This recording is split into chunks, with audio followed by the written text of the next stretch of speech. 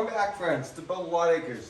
My name's Case, and in today's episode we're going to be talking about tractor cabs and are they worth getting. Stay tuned. So the inspiration for this video actually came from a viewer, Brian. If you're watching, this was based on a question, or a comment I should say, that you asked in a previous video I did, which was a really good question. Such a good question, in fact, that it's hard to really answer it in one paragraph. And I decided it would be worth making a video on that topic. So thank you to Brian for bringing that topic up. It's a great question and a great topic. So I think having a tractor cab is a highly personal choice. Some people say you have to have it, some people don't really care, some people are kind of in the middle. But there's definitely positives and negatives to owning a cab. I've run a lot of different machinery in my life, everything from small garden tractors all the way to full-size excavators, bulldozers, loaders, backhoes, all kinds of stuff like that. And a lot of those machines had cabs, a lot of them are open station, and there's definitely things to consider for both, so let's discuss. Now I think there's some important differentiations we have to make.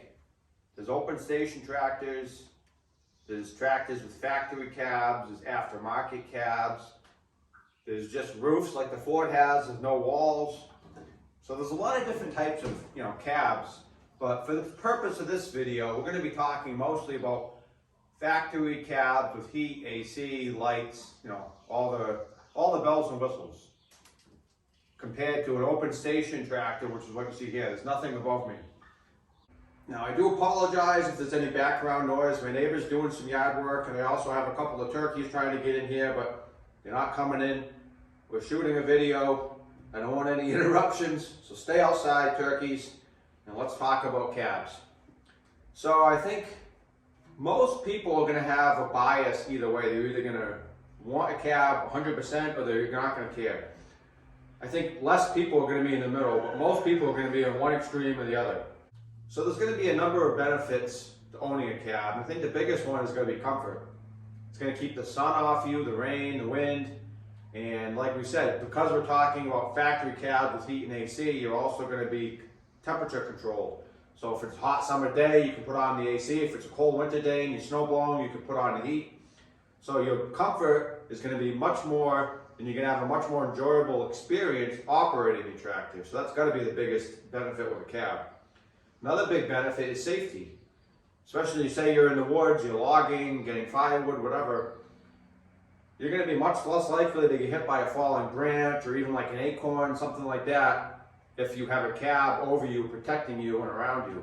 So like I said, comfort, safety, and another big benefit to a cab is it's going to protect the tractor. Not only does it protect you from things falling, it also protects the tractor and the main controls.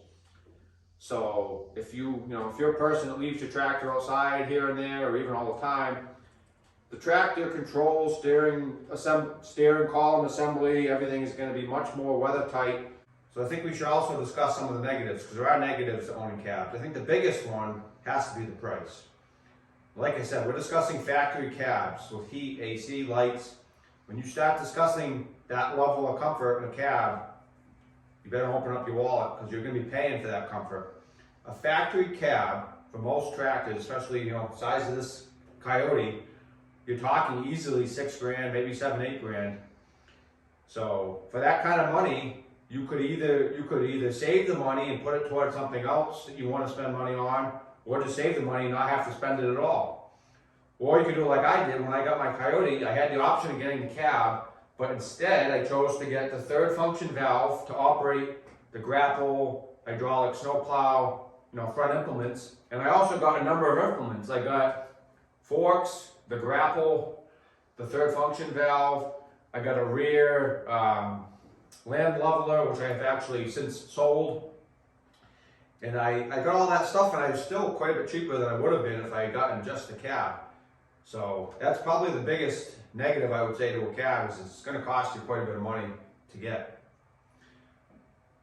Another negative I would say to owning a cab is going to be getting in and out of the machine. Now you might not think about it as being a big deal, but if you're a person that has limited mobility, especially, that extra step of opening the door and having to squeeze in there is going to add up, especially if you're doing a lot of hours in your machine. let's say you're working on a long weekend for 3 days and you're doing a big project, you might get out of your machine 20 plus times in that period. And every time you get in and out, it adds a little time, it's a little more work and effort you got to put in to get in and out of the machine. I can tell you from experience, running big machinery for days on end at big job sites, doing that multiple times a day can add up. Whereas an open station, it's much easier to get on and off the machine.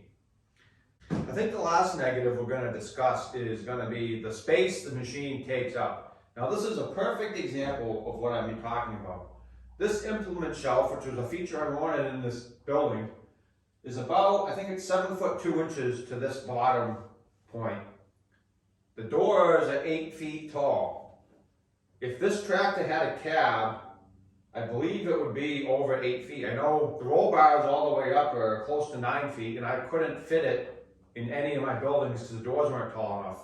So I had to fold the roll bar down, and I'm pretty sure the cab would also be over 8 feet. So I would have to either keep it outside or, figure a way to get a building with a taller door, which I really can't do in any of my buildings. So unless you have a building with a really good sized door, you're going to have to keep your machine outside all the time. Whereas with this open station, I can easily fit it under a 7 foot opening with my roll bars folded back versus a 9 foot or so with a cab on. So even driving around in the woods, if you drive under branches or let's say you have apple trees in the yard or power lines that are low, you're going to have to be much more careful driving around with this tall cab than you are with an open station tractor. So I think that's probably the last negative, is you need bigger, mainly taller areas to consider for your cab height. So to wrap up the video, do I think a cab is a necessary thing? No. I think it's a very nice thing for certain applications. I think if you do a ton of, let's say you do a ton of snow removal, you're up in Canada, you have a huge, long snow season, you're a commercial guy doing accounts, and you have, let's say you're spending, 20, 30, 40 hours a week doing snow removal, especially snow blowing. Yeah, I think it makes sense to have a cab. It would be absolutely miserable spending 40 hours a week in an open station tractor in the freezing cold with snow blowing in your face. But for your average person like me with, a good sized piece of land, 10, 20, 30, 40, whatever acres, so you're just doing random different things around your property. Yeah, I think the cab's nice to have, but I definitely don't think it's a requirement. I think it's kind of like four-wheel drive that I mentioned in my other video. I think it's becoming more and more common that every tractor, has to have a cab, which I don't believe to be true. They're definitely nice, but they're also a lot of money and all the other negative benefits I mentioned. So I think at the end of the day, it's really a personal choice. I personally don't care for the cabs as much as probably a lot of people do. I think they are nice to have, but they're definitely not needed. You don't have to have them. Just like you don't have to have four-wheel drive in a tractor. It's just a nice to have. But I hope it gave you guys some food for thought, maybe made you realize whether or not a cab is really the right choice for you, or whether it isn't. See you next time.